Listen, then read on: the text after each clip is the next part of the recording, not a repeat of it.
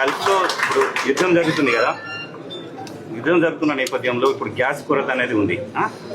కేంద్రంలో మీ ప్రభుత్వం అధికారంలో ఉంది, మీరు ఒక ఎంపీగా ఉన్నారు. ఈ గ్యాస్ కొరతపై మీరు ఏం చెప్తారు, జనాలకి ఏం చెప్తారు? అసలు ఏం ఈ రోజు దాకా గ్యాస్ కొరత అనేది లేదు.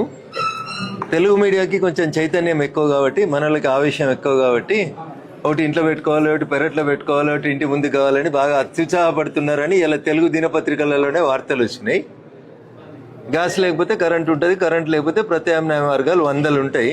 గ్యాస్ లేనప్పుడు వంట వండుకోనట్టు, తెలుగు మీడియాకి ఏదో తొందరపాటు ఎందుకో, దేశంలో ఎవరికి లేనట్టు, ఈ యుద్ధం ఒక భారతదేశాన్ని మీదనే ఇంపాక్ట్ చూపిస్తున్నట్టు, ప్రపంచంలో అన్ని దేశాలు ఆగమవుతుంటే భారతదేశం నరేంద్ర మోడీ గారి నాయకత్వంలో చాలా ప్రశాంతంగా ఉంది. చాలా కంఫర్టబుల్ జోన్ లోపల భారతదేశ ప్రజలు ఉన్నారు. దయించి మీడియా మిత్రులకు నా విజ్ఞప్తి ఏంటంటే, పానిక్ సిచ్యువేషన్ క్రియేట్ చేయకుండ్రి, బ్లాక్ మార్కెటింగ్ని ఎంకరేజ్ చేయకుర్రి.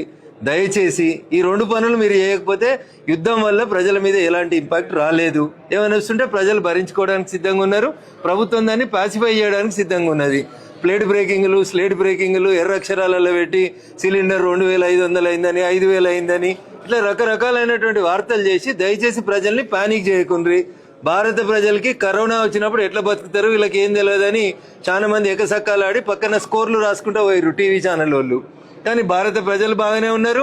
ప్రపంచంలో ఉన్న 150 దేశాలకు వ్యాక్సిన్ ఇచ్చింది భారత ప్రభుత్వమే ఇచ్చింది. భారతదేశంలోనే వ్యాక్సిన్ తయారైంది.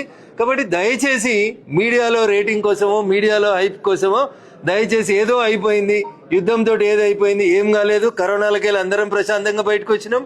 పల్లెటూరు చాలా సేఫ్గా వాళ్ళ ఊరు చుట్టూ వాళ్ళు కంచేసుకొని మంచిగా బతికిరు. రేపు గ్యాస్కి సంబంధించి ఇబ్బంది వస్తే ప్రభుత్వం చెప్తుంది. నిన్ననే పార్లమెంట్లో హర్దీప్ సింగ్ పూరి గారు, పెట్రోలియం శాఖ మంత్రి గారు, మనకు ఉన్నటువంటి నిల్వలు సరిపోతాయి, పానిక్ కావద్దు అని చెప్పినారు. నిన్న సాయంత్రం ట్రంప్ అమెరికా అధ్యక్షుడు ఎవరైతే ఈ యుద్ధాన్ని ప్రారంభించిండో ఆయన కూడా చెప్పిండు, ఈ యుద్ధం ఏ నిమిషం అయినా ఆగిపోతుంది, ఎవరు టెన్షన్ పడకండి అని చెప్పిర్రు.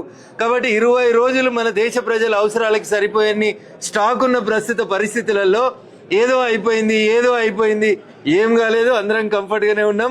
అందరి ఇళ్లలో సిలిండర్ ఉంది, అది ఇంకా 4 రోజులకు ఎక్కువ ఉపయోగపడుతుంది. డబుల్ సిలిండర్ ఉన్న వాళ్ళకి 2 నెలలకు వస్తాయి.